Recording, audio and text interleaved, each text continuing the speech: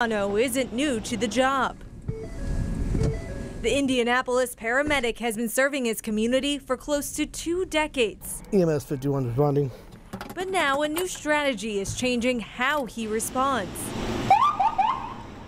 Riding in one of these instead of an ambulance. So by changing this way, I'm free to go on the scene, see what is needed. If I'm not needed, which is great, then I'm off to the next run. Before this, medics mostly rode with EMTs, responding to every call. Hi, you're an ambulance. What's the address of your emergency? Now they only help on calls that require advanced care. If it's a cardiac issue where they need to be defibrillated or have a cardiac arrest or anything like that. And the data backs it up. Before this, more than half the calls paramedics responded to, they weren't needed.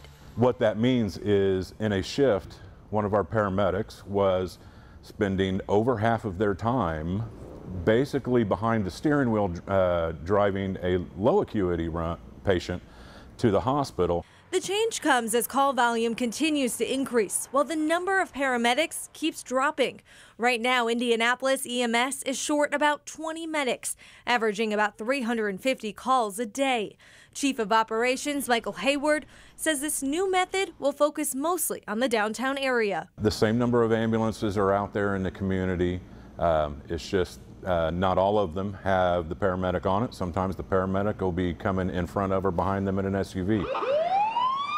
A switch into EMS says will make them better and faster. I think it's going to be a lifesaver.